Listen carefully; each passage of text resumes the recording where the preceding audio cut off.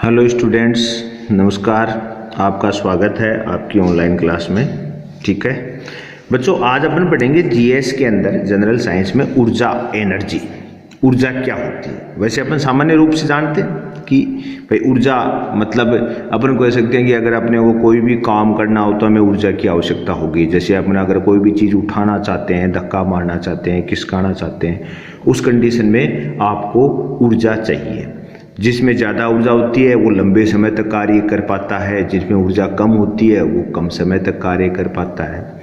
तो कुल मिला के अपन जो बेसिकली अपन ऊर्जा के बारे में हमारे अनुभव से जानते हैं, उस आधार पर अगर अपन बात करें तो क्या होगा कि किसी वस्तु द्वारा कार्य करने की कुल क्षमता को ऊर्जा कहते हैं। मतलब क्या हुआ कि किसी वस्तु द्वारा, सबसे पहली बात क्या हुई ऊर्जा में, किसी वस्तु द्वारा कार्य करने की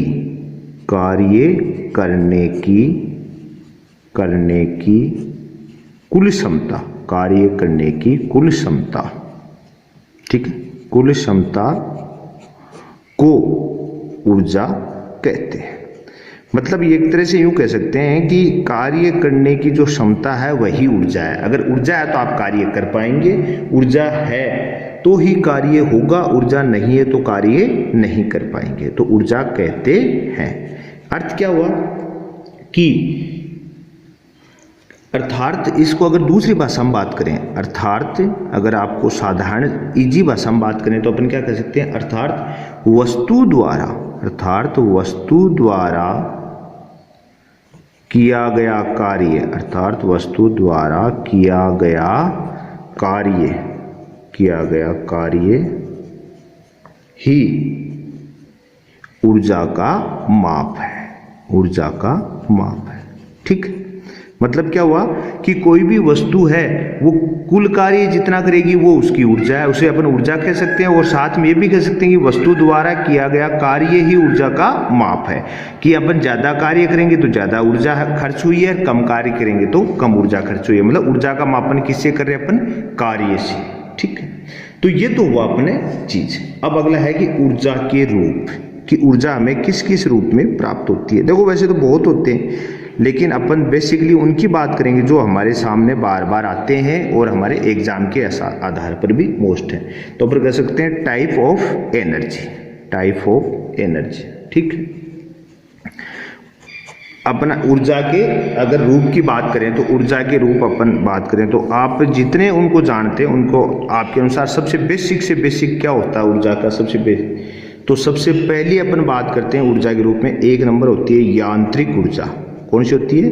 यांत्रिक ऊर्जा के नाम से देखो, अगर आप नाम से भी देखो मैकेनिकल एनर्जी, तो यांत्रिक ऊर्जा क्या होगी कि किसी यंत्र की ऊर्जा। भाई यांत्रिक अर्थ होता है ना, यंत्र क्या करता है, कार्य। मतलब अपन जो कार्य करते हैं उनकी जो ऊर्जा है उनको अपन यांत्रिक ऊर्जा बोलेंगे।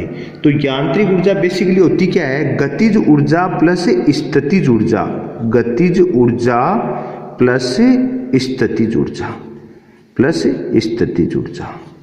मतलब गतिज ऊर्जा और स्थितिज ऊर्जा का जो संयोजन है उसको अपन क्या बोलते हैं, यांत्रिक ऊर्जा।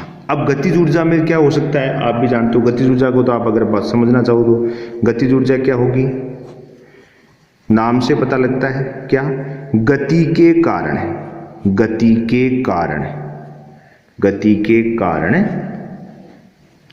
कारण ऊर्जा। ठीक, कोई भी गति, जैसे आप चल रहे हैं, जैसे एग्जाम्पल की बात करें तो अपन बात करें एग्जाम्पल गतिज ऊर्जा में एग्जाम्पल लेंगे तो क्या होगा, बस, कार आदि की गति के कारण ऊर्जा। आप बस, कार की जगह आप मैं भी हो सकते हैं कि ऊर्जा के कारण ऊर्जा। मतलब गतिज ऊर्जा क्या होगी कि कोई भी पिंड है। देखो भौतिक विज्ञान अपने साइंस की लैंग्वेज में क्या है, अपन सजीव निर्जीव सबको क्या मानते हैं, पिंड। तो अपन कह सकते हैं कि किसी भी पिंड की गति के कारण जो ऊर्जा है उसको अपन क्या बोलेंगे, गतिज ऊर्जा। ठीक है, अगर गतिशील नहीं है तो आपकी ऊर्जा की वैल्यू 0 होगी। तो गति के। और स्थितिज ऊर्जा क्या होती है, स्थितिज ऊर्जा स्थितिज ऊर्जा ये होती है किसी भी वस्तु या पिंड। स्थितिज ऊर्जा क्या होगा? किसी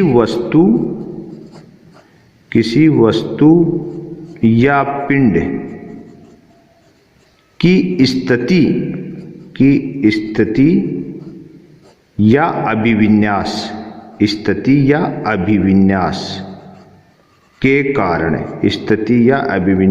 के कारण ऊर्जा। ठीक है, मतलब कोई वस्तु रखी हुई है, वो उसकी मतलब वो स्थिर है, उसमें कोई गतिशील नहीं है, तो उसको अपन बोलेंगे के कारण जो ऊर्जा होगी वो स्थिति। अभिविन्यास मतलब आप कैसे रखी हुई है।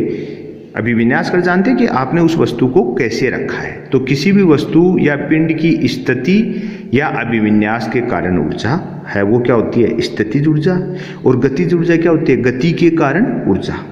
ठीक है, ये तो गतिज ऊर्जा और स्थितिज ऊर्जा किसके हिस्से हैं? यांत्रिक ऊर्जा के।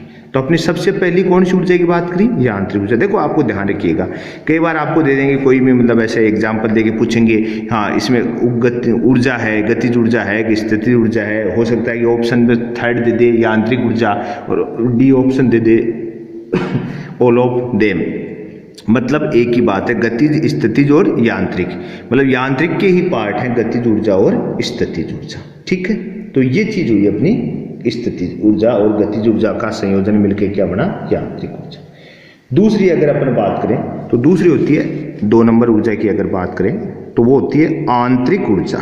कौन सी होती है? आंतरिक ऊर्जा। आंतरिक ऊर्जा, इंटरनल एनर्जी। ठीक है, आंतरिक ऊर्जा।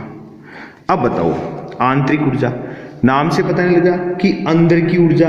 अब आप भी जानते हो कि अंदर क्या हुआ? अंदर मतलब किसी भी पिंड है, कोई कण है, तो अपन बात ताप या अंतर आणविक बलों के कारण संचित ऊर्जा को आंतरिक ऊर्जा कहते हैं। ठीक है, तो अपन क्या कहते हैं? अगर आंतरिक ऊर्जा की बात करें, डेफिनेशन बात करें, तो अपन कहें ताप या अंतर आणविक। अंतर आणविक जानते हो आप? अंतर आणविक समझाऊंगा, अभी रुको एक बार। अंतर आणविक ताप या अंतर आणविक बलों के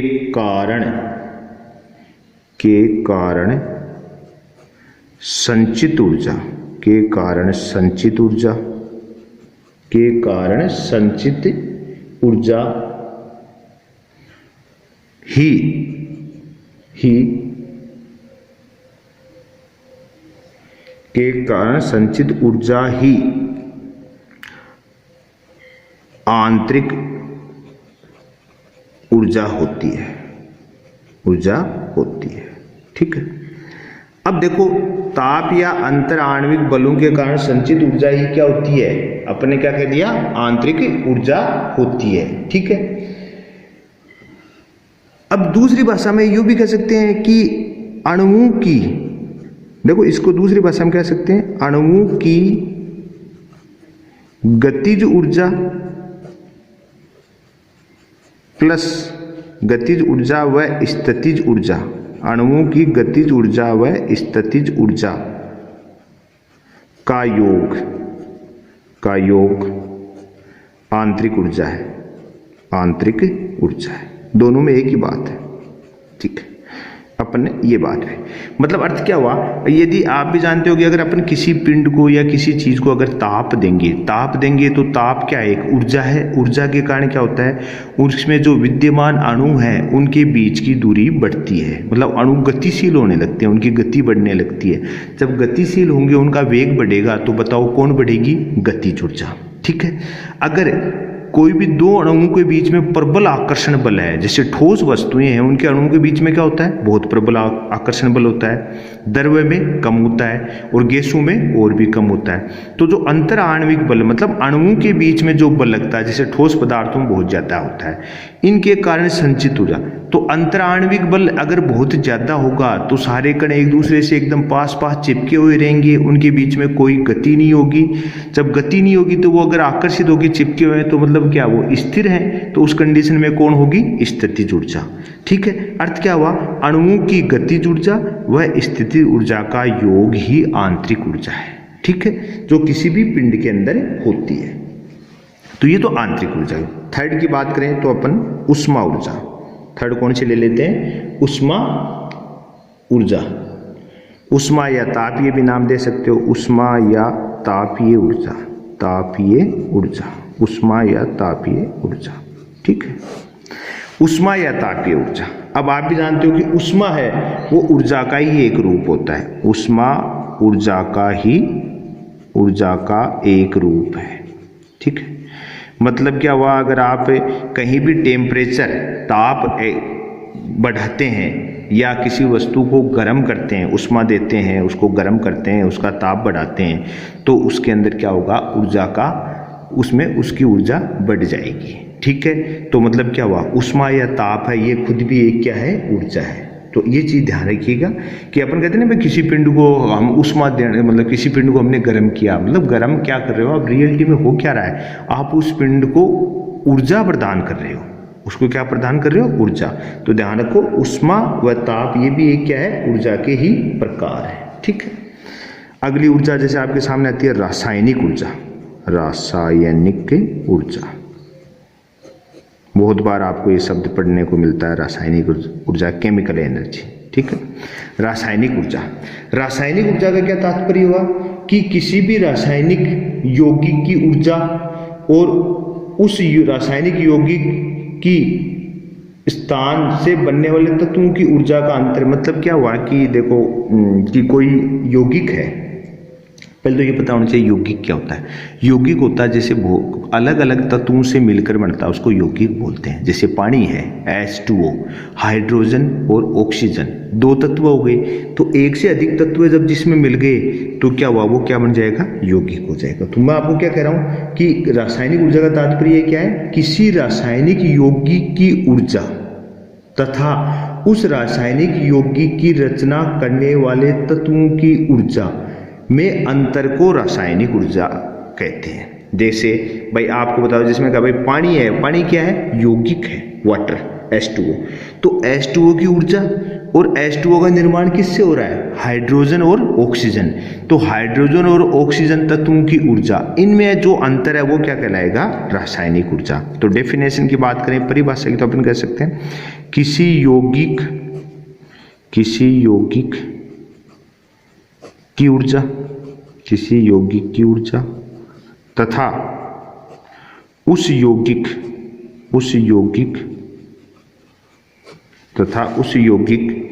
का निर्माण करने वाले तत्वों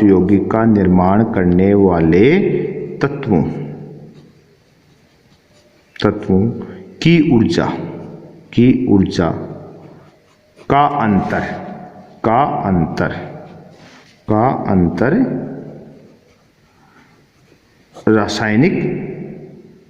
अंतर रासायनिक ऊर्जा कहलाता है, रासायनिक ऊर्जा कहलाता है, ठीक है। हाँ, एक चीज़ और, अपने जो भी वीडियो में अपन जो ये नोट्स बना रहे हैं, साथ साथ लिख रहे हैं, इन सब का PDF आपको वीडियो के साथ मिलेगा। तो आप लिंक है दिया हुआ होगा, आप उससे डाउनलोड कर सकते हैं जिसको भी, तो आपको PDF के रूप में ये सारे जो अपन लिख रहे हैं वो आपको मिल जाएंगे। इसका ना आपको लिखने की भी कोई आवश्यकता नहीं है, आप एक बार साथ साथ समझ लें, उसके बाद में PDF को डाउनलोड कर लेना, ठीक है। तो रासायनिक ऊर्जा क्या कहा, किसी यौगिक की ऊर्जा तथा उस यौगिक का निर्माण करने वाले तत्वों की ऊर्जा का अंतर क्या कहलाता है, रासायनिक ऊर्जा कहलाती है। जैसे अपन कहते हैं H2O, ये कौन है, यौगिक, ठीक है, और H, O ये कौन है, तत्व है। H कौन है, हाइड्रोजन, O कौन है, ऑक्सीजन। तो हाइड्रोजन और ऑक्सीजन तो तत्व है, मतलब इनकी ऊर्जा और इनके से मिलकर बनने वाला पानी जो H2O है, इसकी ऊर्जा, इनमें जो अंतर आएगा वो क्या कहलाएगी, रासायनिक ऊर्जा, ठीक है। अब देखो रासायनिक ऊर्जा भी दो प्रकार की होती है, ध्यान रखिएगा। रासायनिक ऊर्जा भी क्या होती है, दो प्रकार की होती है, ठीक है। अब दो कौन कौन से प्रकार होते हैं, देखो, एक तो होती है ऊष्माक्षेपी, एक तो होती है ऊष्माक्षेपी, और दूसरी होती है ऊष्माशोषी, उष्मा शोषी। मतलब दोनों के नाम से अगर आपको इनके नाम जो हिंदी में दे रखे हैं उससे पता, उष्माक्षेपी मतलब ऐसी रासायनिक अभिक्रियाएं जिनमें उष्मा उत्सर्जित होती है, और उष्मा शोषी ऐसी रासायनिक अभिक्रियाएं जिनको संपन्न करने के लिए बाह्य स्रोत से उष्मा देनी पड़ती है। तो उष्माक्षेपी क्या हो गई, अपन कह सकते हैं ऐसी रासायनिक अभिक्रियाएं, रासायनिक अभिक्रियाएं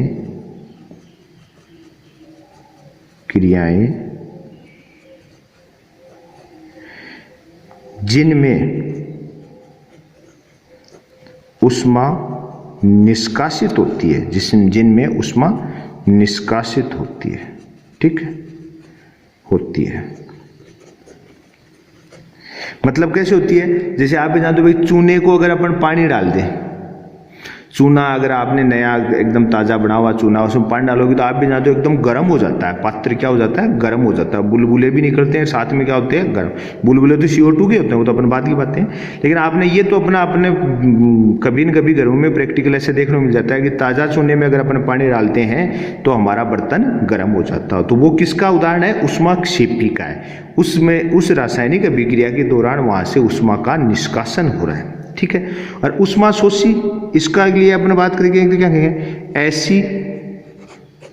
ऐसी रासायनिक अभिक्रियाएं,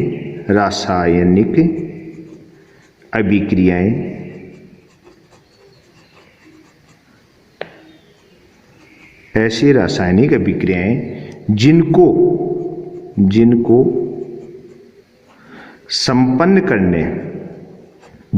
संपन्न करने के लिए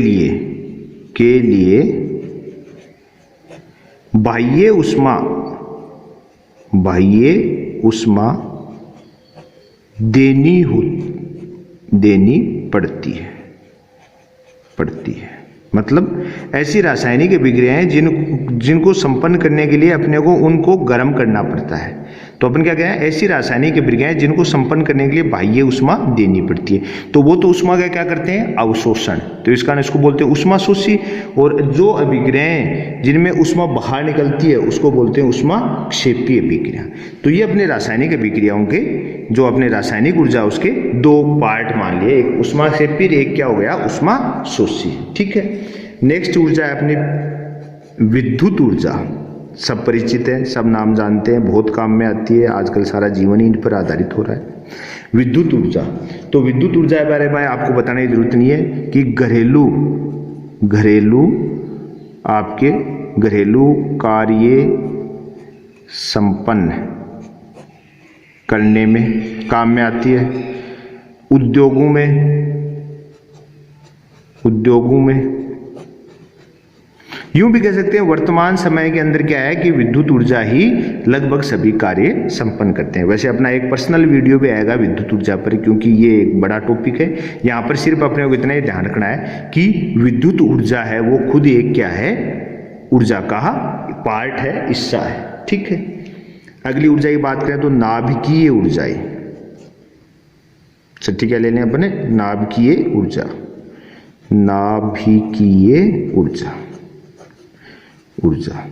देखो इसके अंदर क्या है कि आपको ज़्यादा डिटेल में नहीं जाना कि भाई नाभिकीय ऊर्जा क्या होती है, लेकिन आपको मैं बता दूं कि आप इसके दो पार्ट हैं उनको ध्यान रखिएगा। एक तो होती है नाभिकीय विखंडन, आपके जो क्वेश्चन आते हैं वो इनसे आते हैं, आपको ज़्यादा डिटेल में। एक तो होता है नाभिकीय विखंडन, ठीक है, और एक होता है नाभिकीय संलयन। क्वेश्चन इन दोनों में से आते हैं। एक तो ये कि भाई नाभिकीय ऊर्जा के दो पार्ट हैं, किससे प्राप्त होती है, एक तो नाभिकीय विखंडन से प्राप्त होती है, एक नाभिकीय संलयन से। अब इनसे क्वेश्चन क्या क्या आ सकते हैं, जैसे भाई नाभिकीय विखंडन की बात करें अपन, नाभिकीय विखंडन में क्या क्या पूछ सकता है आपसे, दो तीन चीजें पूछेगा आपके लेवल पर, इससे ज्यादा नहीं पूछ सकता। एक तो एग्जाम्पल क्या होता है, परमाणु बम, ठीक है। दूसरा परमाणु बिजली घर, ये दोनों नाभिकीय विखंडन की है।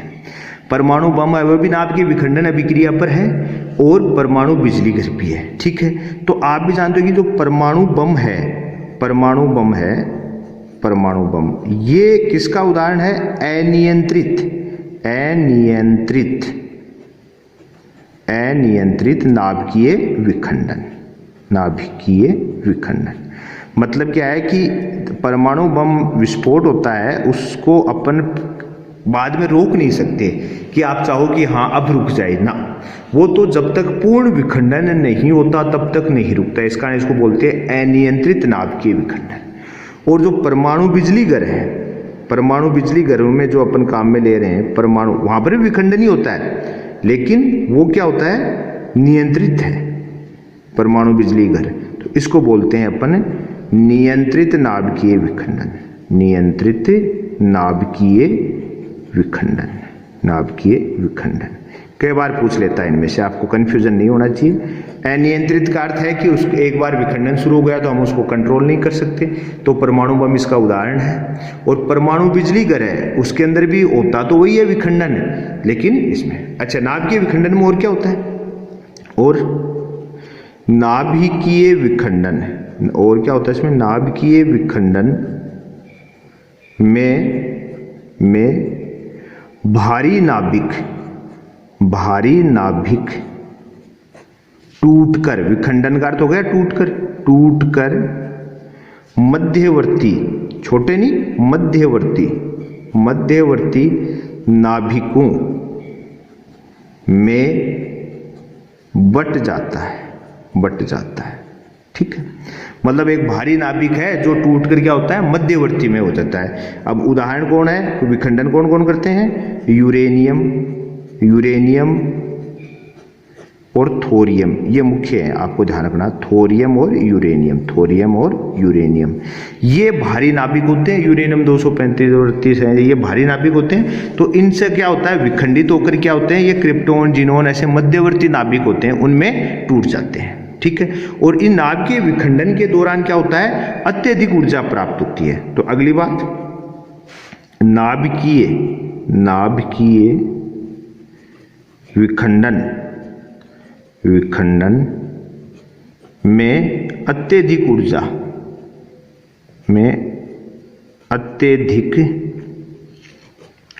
प्राप्त होती है। नाभिकीय विखंडन में अत्यधिक ऊर्जा प्राप्त होती है, ध्यान रखिएगा। नाभिकीय विखंडन में अत्यधिक ऊर्जा प्राप्त होती है, किसके कारण है? एक फॉर्मूला होता है E = Δmc²। एक फॉर्मूला होता है E = Δmc, इसको बोलते हैं द्रव्यमान ऊर्जा संबंध। इससे पता लगता है कि अपने को कितनी ऊर्जा प्राप्त हो, इससे कैलकुलेट की जाती है। आपको ज़्यादा ध्यान नहीं रखना, आपको इतना ध्यान रखना है कि E = Δmc² है, ये द्रव्यमान ऊर्जा संबंध होता है। किसने दिया था इसको? आइंस्टीन ने। किसने दिया था? आइंस्टीन। किस वैज्ञानिक का दिया हुआ है? आइंस्टीन। ठीक है, इसमें E कौन है? ऊर्जा। M कौन? ΔM कौन है? द्रव्यमान क्षति बोलते हैं इसको, द्रव्यमान में अंतर। आपको इतना ध्यान रखना है, कोई नहीं पूछेगा आपसे। और C है, वो होता है प्रकाश का वेग। ठीक है, तो आपको ध्यान क्या रखना है इसमें कि मतलब नाभिकीय विखंडन में अत्यधिक ऊर्जा प्राप्त होती है, और ये किसके मतलब ज्ञात किससे की जाती है? आइंस्टीन द्वारा दिया हुआ है द्रव्यमान ऊर्जा संबंध, उससे ज्ञात करते हैं। E = Δmc²। तो ये तो हुआ नाभिकीय विखंडन। अपन बात करें नाभिकीय संलयन की। अब बात करते हैं नाभिकीय संलयन। ठीक है, इसका बी पार्ट है कौन सा? नाभिकीय संलयन। क्या होता है इसमें? क्या होता है? दो छोटे नाभिक मिलकर बड़े नाभिक का निर्माण करते हैं। ठीक है, निर्माण करते हैं। ध्यान रखिएगा, दो छोटे नाभिक मिलकर बड़े नाभिक का निर्माण करते हैं, पहली बात। ठीक है, दूसरी बात यह है कि नाभिकीय संलयन अपन प्रैक्टिकली यहाँ नहीं दिखा सकते। दूसरा, आपको ध्यान रखना है, सूर्य कोमा तारों आदि से ऊर्जा, आदि से ऊर्जा, नाभिकीय संलयन, नाभिकीय संलयन अभिक्रिया से ही प्राप्त होती है, से ही प्राप्त होती है, प्राप्त होती है। ये मोस्ट बात है कि एक तो संलयन में क्या होता है, दो छोटे नाभिक मिलकर बड़े नाभिक का निर्माण करते हैं। दूसरा, इसके एग्जाम्पल कौन है, सूर्य तारे आदि सबके क्या होता है, नाभिकीय संलयन अभिक्रिया से ही इनसे ऊर्जा हमें प्राप्त होती है। ये चीज ध्यान रखिएगा, ठीक है। तो ये हुआ अपने नाभिकीय अभिक्रिया, जिसमें अपने एक तो संलयन आ गया और एक क्या आ गया, विखंडन आ गया, ठीक है। अगली ऊर्जा की बात करें तो अपनी अगली ऊर्जा क्या आ जाएगी, प्रकाश ऊर्जा। अगली क्या आ जाएगी, प्रकाश ऊर्जा, जो आपको दिखता है। तो प्रकाश ऊर्जा क्या होगी, प्रकाश ऊर्जा अपने क्या करें, विकिरण ऊर्जा। प्रकाश ऊर्जा किसका भाग होती है, विकिरण ऊर्जा। विकिरण ऊर्जा के दृश्य भाग, के दृश्य भाग, के दृश्य भाग को प्रकाश ऊर्जा कहते हैं, को प्रकाश ऊर्जा कहते हैं, ठीक है, ऊर्जा कहते हैं। देखो विकिरण के अंदर बहुत का चीजें आती है, एक्सरे आपकी जो भी है ना, गामा रे, सब विकिरण ऊर्जा में कई पार्ट है आपके। एक्सरे, गामा रे, पराबैंगनी किरणें मानते हो आप, माइक्रोवेव, जो सूक्ष्म तरंगे हैं, ये सब विकिरण ऊर्जा के हिस्से हैं, ठीक है। उसमें जो दृश्य भाग है, मतलब जो हमें दिखाई पड़ता है, जिसके कारण हमें दिखाई पड़ता है, उसको अपन प्रकाश बोलते हैं। ये विकिरण ऊर्जा का भाग है, ध्यान रखिएगा। प्रकाश ऊर्जा किसका भाग है, विकिरण ऊर्जा का। ये आपको ध्यान रखना है कि विकिरण ऊर्जा का भाग कौन है, का दृश्य भाग क्या कहलाता है, प्रकाश कहलाता है, ठीक है। इसमें बाकी और आप ये जानते हो, इस प्रकाश के कारण आप देखते हो, यूं हमारी आंख को संवेदना उत्पन्न करने वाली ऊर्जा क्या कहलाती है, प्रकाशिक ऊर्जा, ठीक है। लेकिन आपसे वो नहीं पूछेगा, आपसे यही पूछता है कई बार, विकिरण ऊर्जा का हिस्सा होता है। विकिरण ऊर्जा का जो दृश्य भाग है उसको अपन प्रकाश ऊर्जा कहते हैं, ठीक है। सौर ऊर्जा, सौर ऊर्जा नाम जानते हो आप, बहुत आज के टाइम में तो बहुत ज़्यादा उपयोग हो रहा है सौर ऊर्जा। सौर ऊर्जा का क्या है, सौर ऊर्जा को आप जानते हो क्या कहोगे, सूर्य तारों से मिलने वाली ऊर्जा।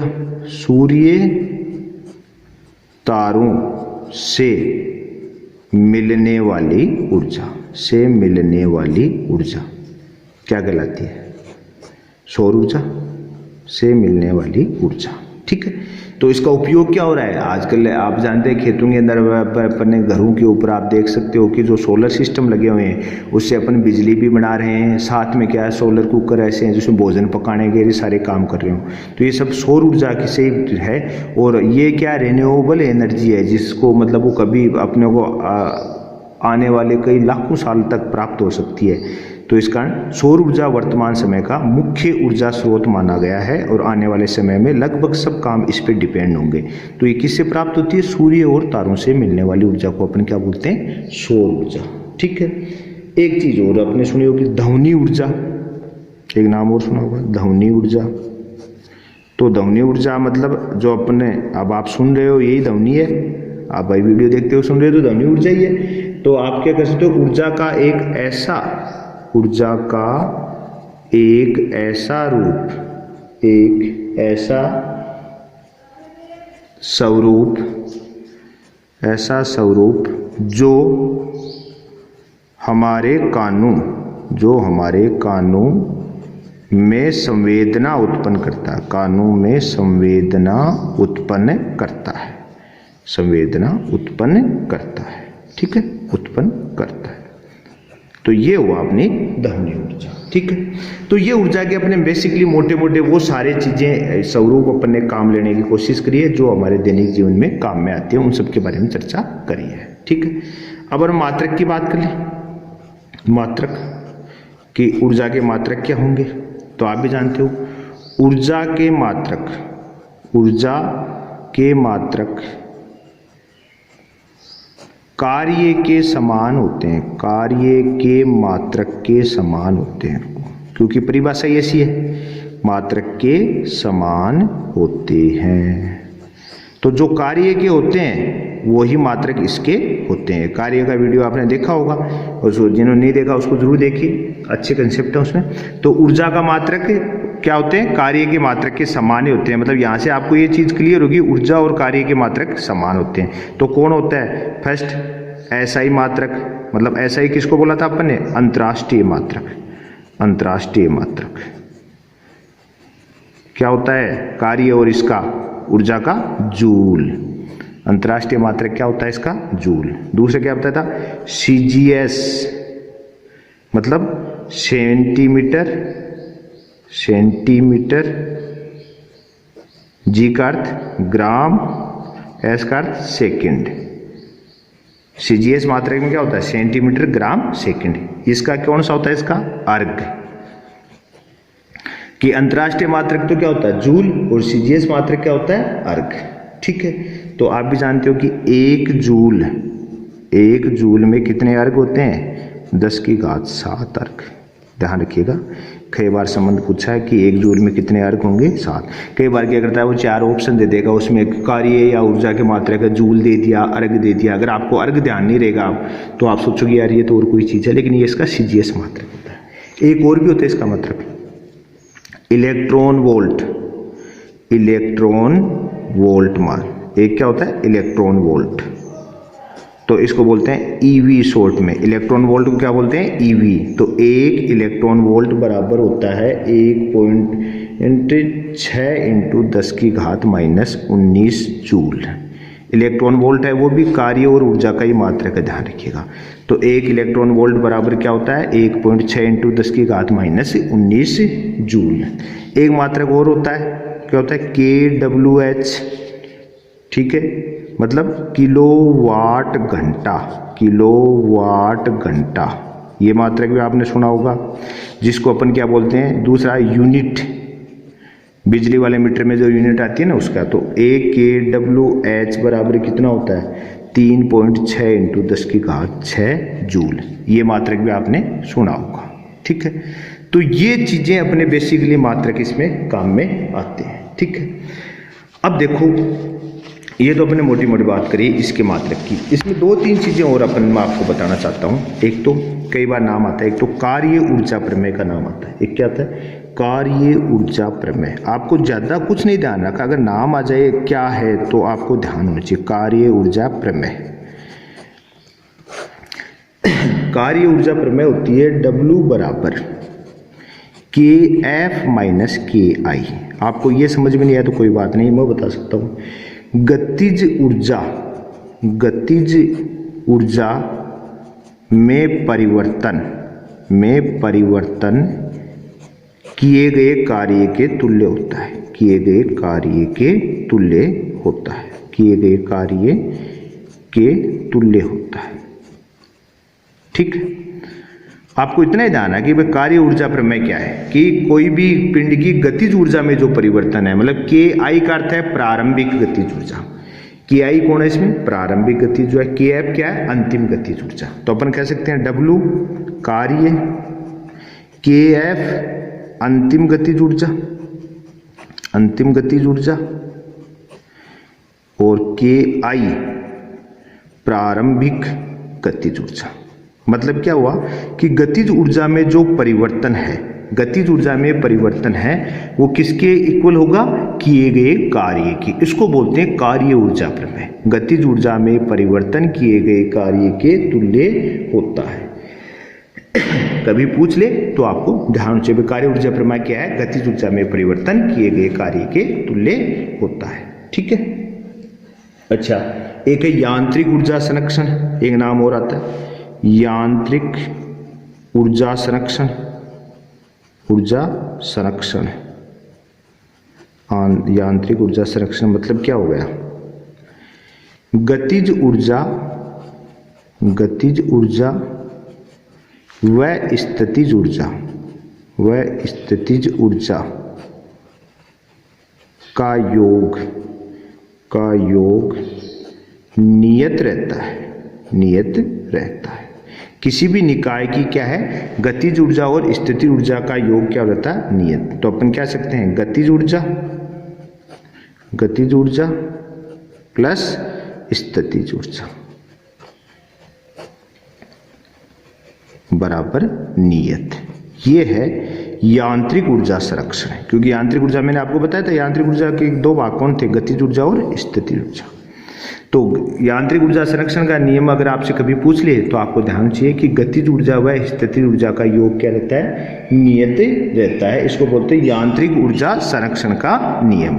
ठीक है, ऊर्जा संरक्षण का नियम आप जानते हो, ऊर्जा संरक्षण नियम, ऊर्जा संरक्षण नियम, संरक्षण नियम सभी जानते होंगे लगभग। क्या होता है कि ऊर्जा को न तो उत्पन्न किया जा सकता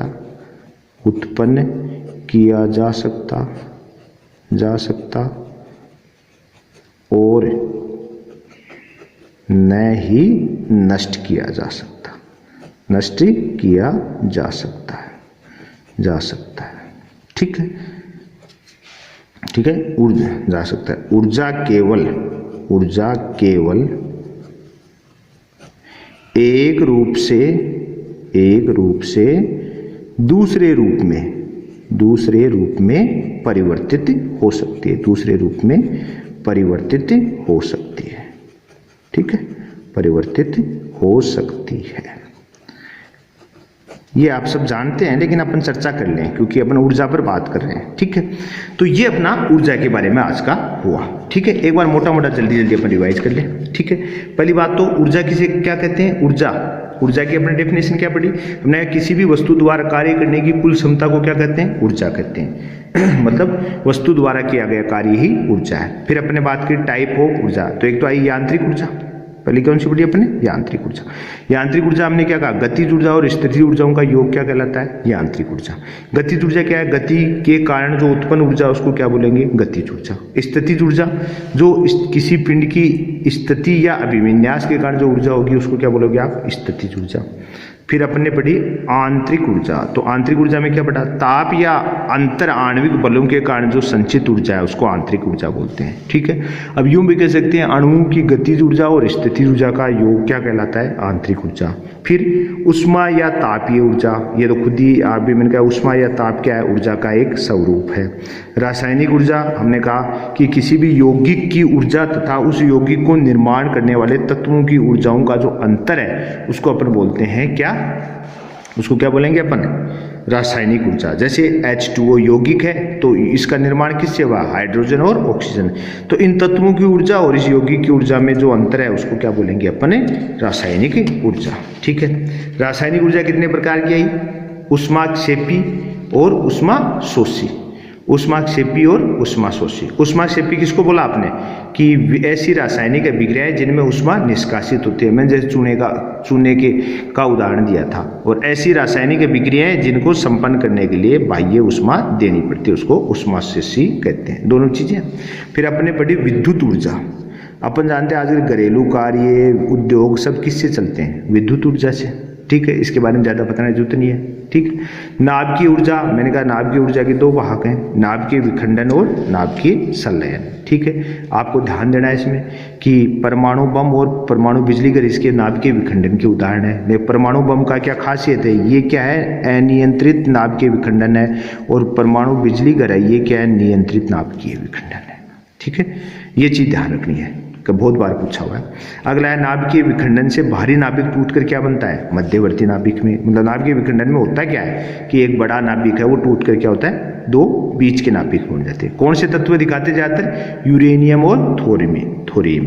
ठीक है, अगला नाभिकीय विखंडन में अत्यधिक ऊर्जा प्राप्त होती है, तो ऊर्जा की गणना किससे करते हैं, किससे, E = del mc²। इसको क्या बोलते हैं, द्रव्यमान ऊर्जा संबंध। किसने दिया था, आइंस्टीन।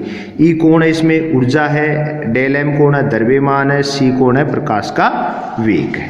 ठीक है, फिर अपने इसके अंदर क्या पढ़ा, हमने पढ़ा नाभिकीय संलयन। अगला पार्ट क्या था, नाभिकीय संलयन। नाभिकीय संलयन में क्या कहा था अपन ने कि नाभिकीय संलयन में दो छोटे नाभिक मिलकर बड़े नाभिक का निर्माण करते हैं। इसके उदाहरण कौन है, तारे और जो सूर्य है, इन सब क्या है, नाभिकीय संलयन ही संपन्न होता है। बहुत बार पूछा हुआ है, तारों में और सूर्य में नाभिकीय संलयन होता है। प्रकाश ऊर्जा किस ऊर्जा का पार्ट है, विकिरण ऊर्जा का।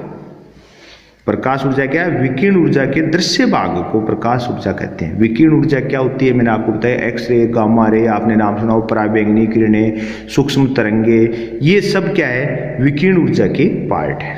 ठीक है। सौर ऊर्जा, सूर्य और तारों से मिलने वाली ऊर्जा, आज के टाइम में सर्वाधिक यूजफुल है। ध्वनि ऊर्जा, ऊर्जा का एक ऐसा स्वरूप जो हमारे कानों में संवेदना उत्पन्न करता है, हमारे कानों को, उसको अपन क्या बोलते हैं? ध्वनि ऊर्जा। फिर अपन बात करें मात्रक की, तो हमने कहा ऊर्जा के मात्रक वही होंगे जो कार्य के मात्रक हैं। इसका एसआई मात्रक कौन है? जूल। सीजीएस मात्रक कौन है? अर्ग। जूल और अर्ग में संबंध, 1 जूल बराबर 10⁻7। इलेक्ट्रॉन वोल्ट भी इसी का है, ध्यान रखिएगा। इलेक्ट्रॉन वोल्ट भी क्या है? ऊर्जा और कार्य का मात्रक ही होता है। 1 इलेक्ट्रॉन वोल्ट में कितने जूल होते हैं? 1.6 × 10⁻−19 जूल। ठीक है। और एक बड़ा मात्रक किलोवाट घंटा, इसको क्या बोलते हैं? यूनिट। जो अपने बिजली का मीटर लगा होता है घरों में, वो उसके अंदर kWh ही काम में लिया जाता है। मात्रकों पे क्वेश्चन बहुत बार पूछा हुआ, आप सब जानते हैं। ठीक है। कार्य ऊर्जा प्रमेय, मैंने कहा कई बार नाम आ जाता है, तो आपको ध्यान चाहिए। कार्य ऊर्जा प्रमेय क्या कहते हैं? गतिज ऊर्जा में परिवर्तन। कार्य ऊर्जा प्रमेय क्या कहती है? गतिज ऊर्जा में परिवर्तन किए गए कार्य के तुल्य होता है। W बराबर KF माइनस KI। W बराबर KF माइनस KI। ठीक है। मतलब अंतिम गतिज ऊर्जा और प्रारंभिक गतिज ऊर्जा में जो अंतर है वो किसके तुल्य होगा? किए गए कार्य के तुल्य होगा। फिर यांत्रिक ऊर्जा संरक्षण, तो ध्यान होना चाहिए, यांत्रिक ऊर्जा क्या है? गतिज ऊर्जा और स्थितिज ऊर्जा का योग। तो हमने कहा गतिज व स्थितिज ऊर्जा का योग नियत रहता है, ये यांत्रिक ऊर्जा संरक्षण है। ध्यान, तो ऊर्जा संरक्षण जानते हो, पर यांत्रिक ऊर्जा का नाम अपन नहीं जानते। तो यांत्रिक ऊर्जा संरक्षण क्या कहता है? कि गतिज ऊर्जा व स्थितिज ऊर्जा का योग क्या रहता है? नियत रहता है। ये यांत्रिक ऊर्जा संरक्षण नियम है। और लास्ट क्या पढ़ा था? ऊर्जा संरक्षण नियम। ऊर्जा को न तो उत्पन्न किया जा सकता है और न ही नष्ट किया जा सकता है। ऊर्जा केवल एक रूप से दूसरे रूप में परिवर्तित हो सकती है। ठीक है ना। तो ये ऊर्जा संरक्षण है, मतलब ऊर्जा नेवर जनरेटेड और नेवर डिस्ट्रॉय। ठीक है बच्चों, तो आज अपन ने ऊर्जा पे डिस्कस किया। ठीक है। ये कैसा लगा वीडियो आप ज़रूर कमेंट के रूप में बताएं, और आपको कौन से वीडियो मतलब पहले चाहिए, अगर कोई ऐसी स्पेशल डिमांड हो तो वो भी आप कमेंट के रूप में बता दें। अपन उन टॉपिकों को पहले ले लेंगे, बाकी तो वैसे अपन क्रम से ले ही रहे। ठीक है। धन्यवाद। थैंक्स।